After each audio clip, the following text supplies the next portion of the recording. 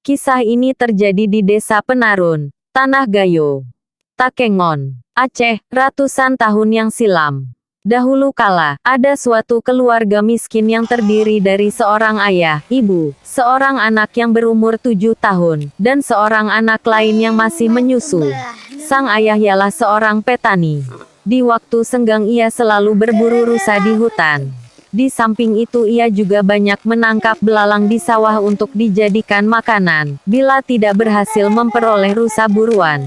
Belalang itu dikumpulkan sedikit demi sedikit di sebuah lumbung padi yang kosong karena sedang musim paceklik. Pada suatu hari sang ayah pergi berburu rusa ke dalam hutan. Di rumah tinggal istri dan kedua anaknya. Waktu saat makan tiba, anak yang besar merajuk karena tidak ada ikan sebagai teman nasinya. Juga tidak tersedia lauk pauk lainnya di rumah itu. Peristiwa ini membuat hati ibunya sedih benar. Akhirnya, si ibu memerintahkan agar putranya mengambil belalang sendiri di dalam lumbung. Tatkala si anak membuka pintu lumbung, ia kurang hati-hati, pintu lumbung tetap terbuka. Keadaan ini menyebabkan semua belalang terbang keluar. Sementara itu ayahnya pulang berburu. Sang ayah kelihatan amat kesal dan lelah. Ia tidak memperoleh rusa buruan. Kemarahannya menjadi bertambah besar ketika ia mengetahui dari istrinya bahwa semua belalang di lumbung telah terbang. Kekesalannya pun bertambah pula bila diingatnya betapa lamanya ia telah mengumpulkan belalang-belalang itu.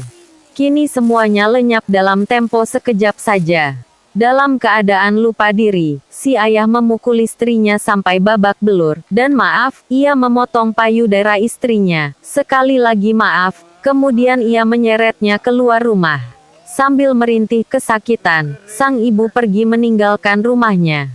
Dalam keputusasaan ia menuju ke atu belah yang selalu menerima dan menelan siapa saja yang bersedia ditelannya. Niat semacam ini dapat terkabul jika ia menjangin, yaitu mengucapkan kata-kata sambil bernyanyi dalam bahasa Gayo seperti ini.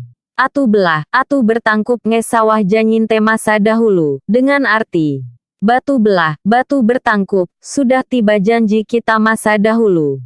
Kata-kata itu dinyanyikan berkali-kali secara lembut oleh ibu yang malang itu. Sementara itu si ibu menuju ke atu belah. Kedua anaknya terus mengikutinya sambil menangis dan memanggil-manggil ibunya. Dari kejauhan, anak yang besar menggendong adiknya yang masih kecil. Akhirnya apa yang terjadi? Lambat-lambat tapi pasti bagian batu yang terbelah itu terbuka. Tanpa ragu-ragu lagi si ibu masuk ke dalam mulut batu.